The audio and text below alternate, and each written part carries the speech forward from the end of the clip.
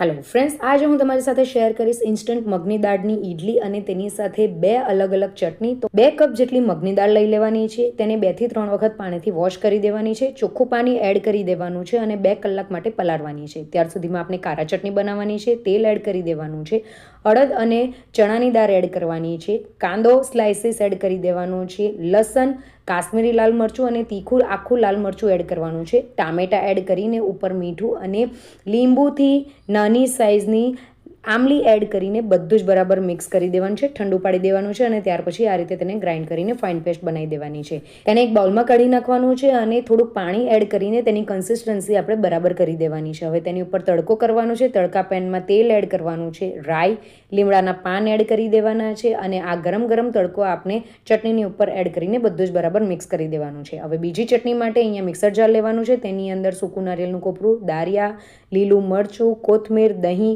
મીઠું બધું જ એડ કરીને બધું બરાબર ગ્રાઇન્ડ કરીને આ રીતની ફાઇન પેસ્ટ બનાવીને રેડી કરી દેવાની છે. તેની ઉપર તડકો કરવાનો છે.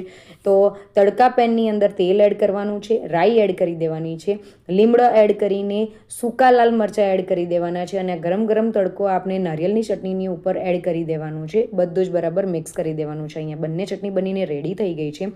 2 કલાક પછી તમે જોયો છો કે અહીંયા ચણાની દાળ આપણી બરાબર થઈ ગઈ છે. તો તેને મિક્સર જારમાં લઈ લેવાનું છે. તેની અંદર મીઠું, હળદર, મરચું એડ કરીને થોડુંક પાણી એડ કરવાનું છે અને તેની આ રીતની ફાઇન પેસ્ટ બનાવીને રેડી કરી દેવાની છે. તેને બીજા બોલમાં લઈ લેવાનું છે. તેની અંદર વેજીટેબલ્સ એડ કરવાના છે.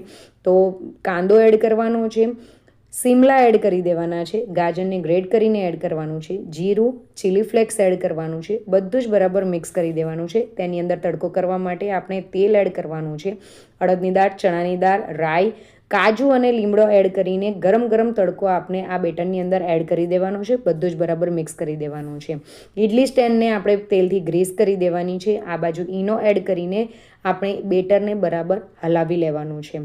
હવે આ બેટરને આપણે ઇડલી સ્ટેન્ડની અંદર મૂકી દેવાનું છે. તો બધું જ બેટર એડ કર્યા પછી અહીંયા મેં સ્ટીમર પહેલેથી જ ગરમ કરવા માટે મૂકી દીધું હતું. સ્ટીમરની અંદર પ્લેટ મૂકી દેવાની છે અને 15 મિનિટ માટે ઇડલીને આપણે સ્ટીમ કરી દેવાની છે. 15 મિનિટ પછી ઇડલી એકદમ જ ફૂલી ગઈ છે. તેને કાઢી લેવાની છે અને ઠંડી પાડ્યા પછી જ આપણે તેને ડીમોલ્ડ કરવાની છે. તો ઇડલી અહીંયા ઠંડી પડી ગઈ છે તો આપણે તેને ડીમોલ્ડ કરવાની છે. ખૂબ જ ઇઝીલી આપણી ઇડલી નીકળી જશે. પાછળ તમે જાળીઓ જોઈ શકો છો અને આ રીતે જ તમે ફ્લફી ઇડલી બનાવીને રેડી કરી શકો છો. તો ફ્રેન્ડ્સ, એકદમ હેલ્ધી, ટેસ્ટી અને ઇન્સ્ટન્ટ બની જતી ઇડલીની રેસીપી તમને ગમી હોય તો રેસીપીને લાઇક, શેર અને કમેન્ટ કરજો અને ચેનલને જરૂરથી સબસ્ક્રાઈબ કરજો. Bye bye, enjoy.